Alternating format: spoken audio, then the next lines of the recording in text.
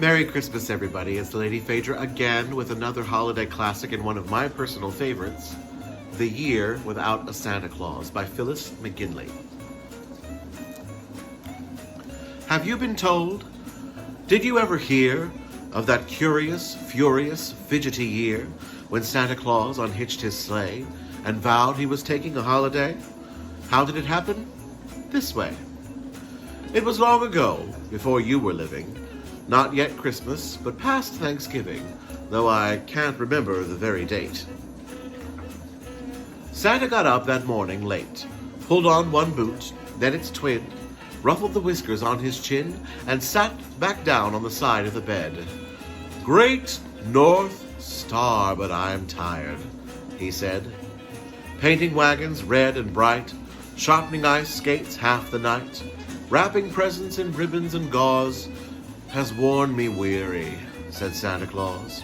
"Crick in my back, cold in my nose, aches in my fingers and all 10 toes, and a kind of a sort of kink inside whenever I think of that Christmas ride." Into his workroom limped the saint. He sniffed the varnish and smelled the paint, and a reeling feeling came over him, stealing to see things crammed from floor to ceiling. Rocking horses with shaggy manes, balls, dolls, electric trains, gloves, mitts, doctor's kits, rubber boots, cowboy suits, kites for flying in parks, bicycles, Noah's Arks. And he started to shake, and he started to shiver at the thought of the load he must soon deliver. And he sighed, "Oh dear," as he buttoned his vest. "I wish 1 year I could take a rest." When the words were out, he stood stock still, and then he whispered, "I think I will. I will," he cried with his eyes ablaze. "Everyone else gets holidays. Sailors and tailors and cooks do. Policemen and writers of books do. Tamers of lions and leopards. Preachers and teachers and shepherds. Watchmen, Scotchmen, Spaniards, Turks. Butchers and bakers and grocery clerks. They take time off as Christmas nears. All except me, so it appears, that saint or not, it's time I got my first vacation in 1,000 years. Out in the stable, nuzzling hay, the reindeer dreamed of Christmas Day. But Santa phoned to the reindeer groom, "Hang up the harness in the big storeroom." He called to his elves, and he told each gnome, "Cover up the shelves. We're staying home." "What? Cover the shelves?" cried the gnomes and elves. "Cover the dolls and electric trains, and the rocking horses with shaggy manes, and the rubber boots for splashing in parks, and the cowboy suits and the Noah's Arks?" Alas, alack! For they couldn't believe he wouldn't go riding on Christmas Eve. "Put 'em away!" roared Santa, vexed. "This year's presents will do for next. Warn the people! Tell the papers I'm much too tired for Christmas capers. Crick in my back, a cold that lingers, aches in my toes and all 10 fingers. A bit of lumbago, a touch of gout. Climbing down chimneys is simply out. I may be the saint of the children's nation, but this is the year of my first vacation." Well, you can imagine more or less what happened when that news reached the press. Headlines screamed, wires went humming. Santa says, too tired, not coming. And as the word flashed far and wide, you should have heard how the children cried. So violently they sobbed their griefs, the shops ran out of handkerchiefs. Their tears filled up the kitchen sinks and cellars and empty skating rinks.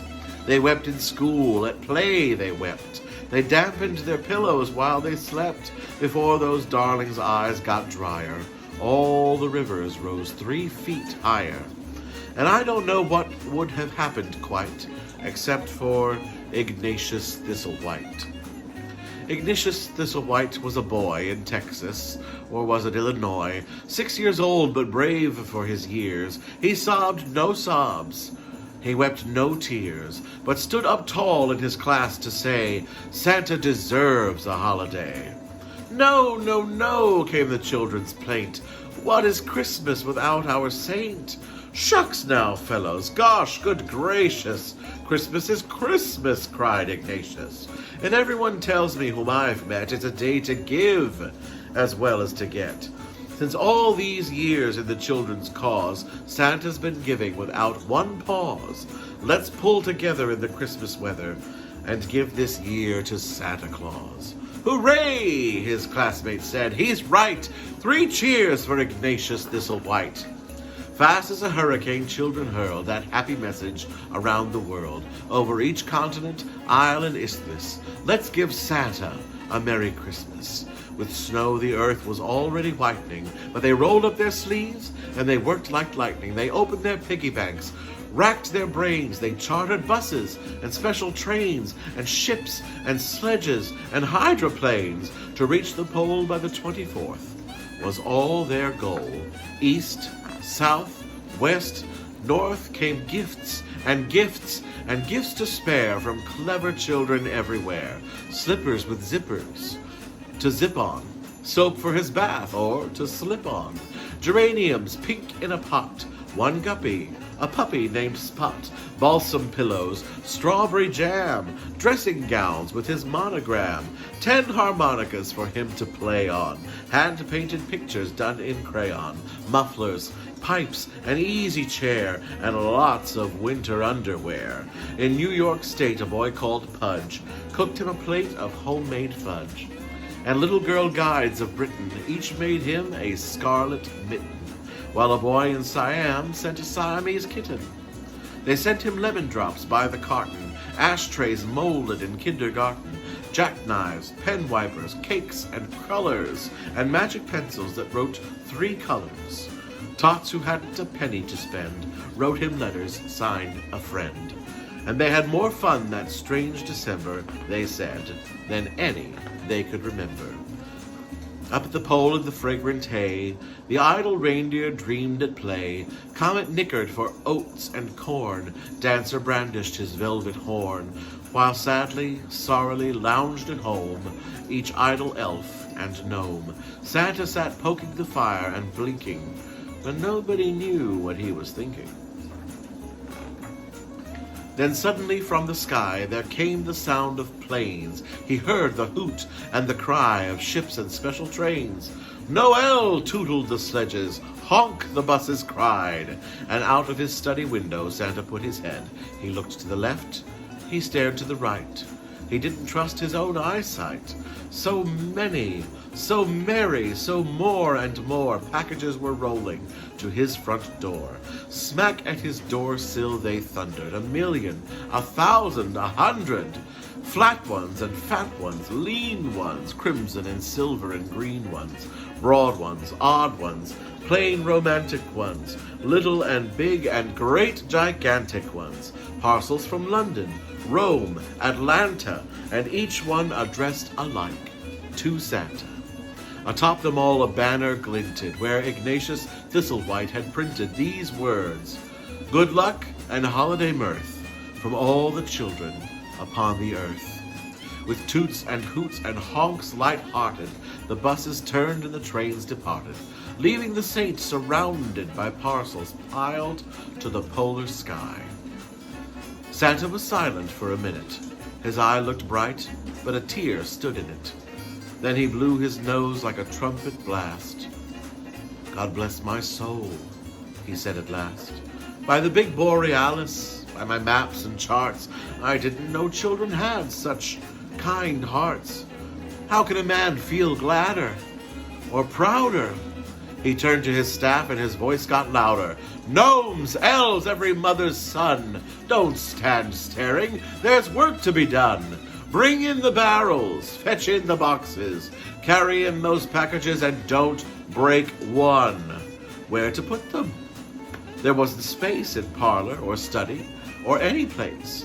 They overflowed bureau, couch, and table, filled the house, the sheds, the stable, slid from mantels, jammed the casement, bulged from attic, and burst from basement. "There's nothing to do," exclaimed the elves, "except to empty some workshop shelves." Off those shelves then Santa's forces whisked and painted rocking horses. When the presents wouldn't fit, down came kite and doctor's kit. Still there wasn't room for all, so away went basketball, cowboy suit, rubber boot, bicycle, and talking doll. Till by the time that twilight reigned, not a single toy on the shelves remained. All were sacked and packed away, and in the one place left, the Christmas sleigh. Then Santa gazed from floor to rafter, and gave his mightiest shout of laughter.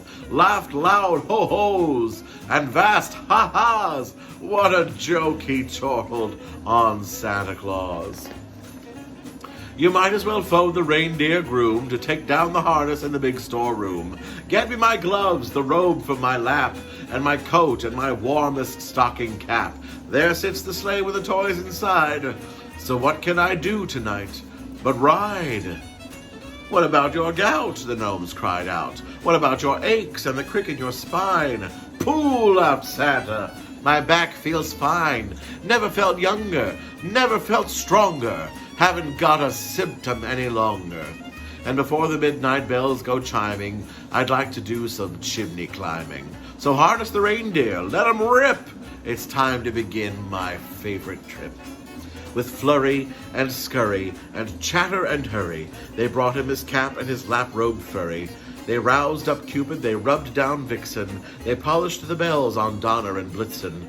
There were cheers from the gnomes, from the elves applause, then off through the night flew Santa Claus. And I've heard the old people often say, there never was such a Christmas day. Never such joy after Santa'd swirled from rooftop to rooftop around the world, while at the home of a sleepy boy in Texas, or was it Illinois, a special letter was left that night, addressed to Ignatius Thistlewhite. It was clipped to the handlebars like a medal of the best two-wheeler a boy could pedal. Dear Sir, was written in Santa's hand, please thank the children in every land. Tell them I'll take good care, I hope, of the guppy and the puppy and the slippery soap. I like my pipes. I love my chair. I do appreciate the underwear. And I pledge this promise on my sled and pack. Year after year, I'll be coming back. Vacations, I guess, weren't meant for me. I'll never want another one. Yours, S.C. And that's one reason you may believe why children are merry on Christmas Eve. You know yourself as you hang your stocking, it doesn't matter if the winds are knocking.